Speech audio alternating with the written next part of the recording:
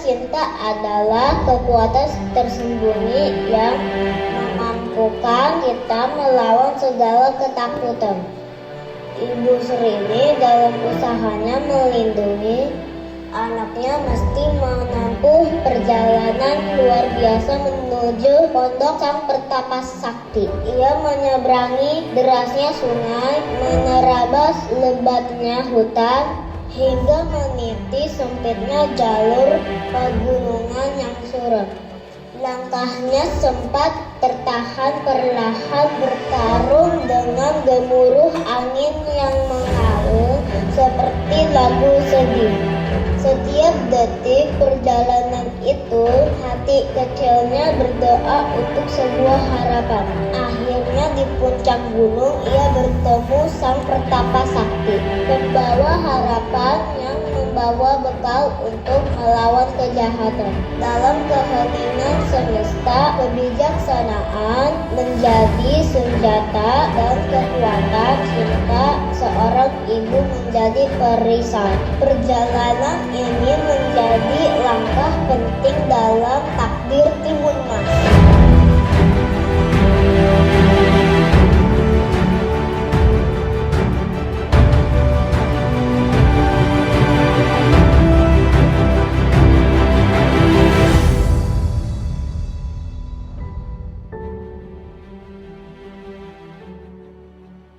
Permisi, mohon ampun bila saya sudah mengganggu keheningan Sang Pertapa. Perkenalkan, saya Ibu Srini, ibu dari Timun Mas. Saya dari Desa Suwarna, hendak meminta pertolongan dari Sang Pertapa untuk anak saya. Timun Mas,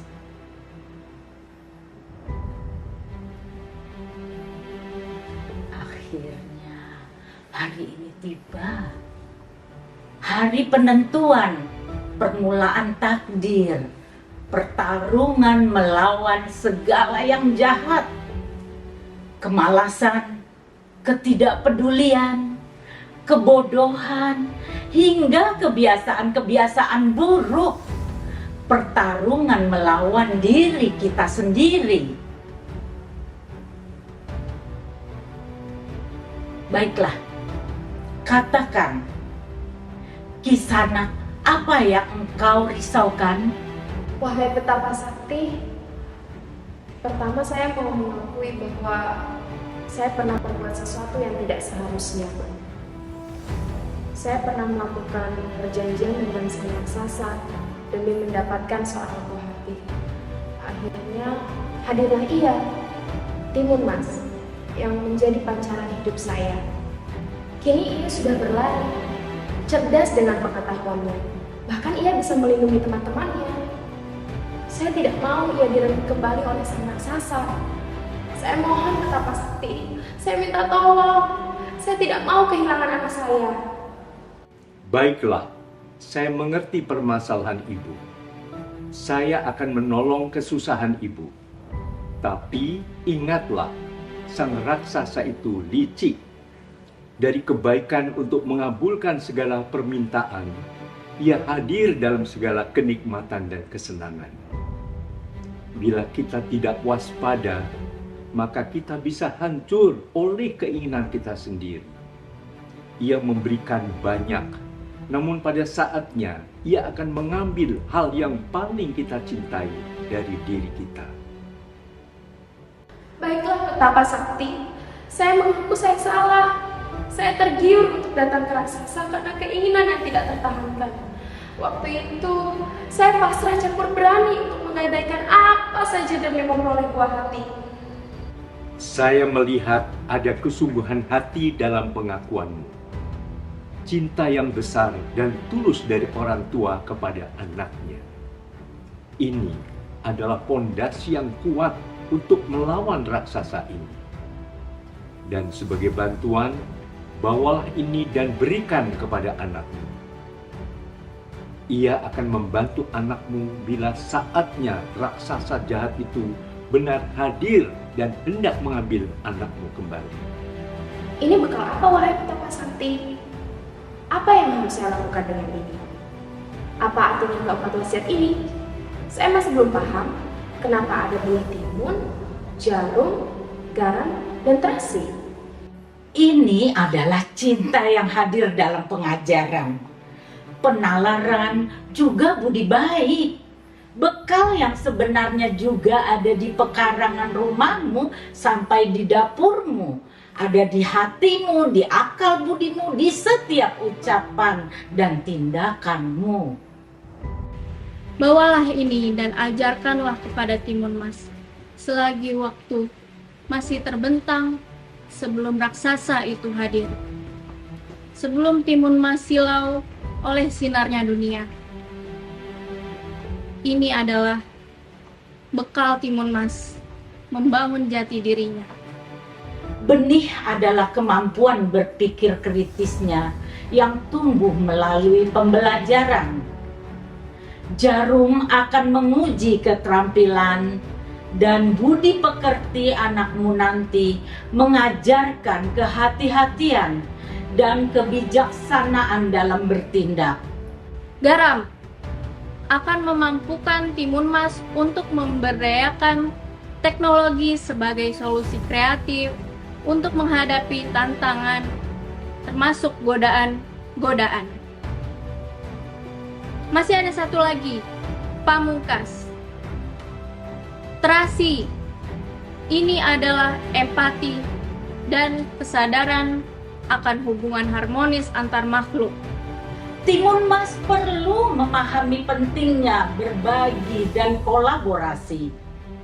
Keempat wasiat inilah yang mengajarkan kita untuk mengolah cinta, ajar, nalar, dan budi secara seimbang, menjadikan manusia lebih bijak, terampil, inovatif, dan penuh kasih dalam kehidupan.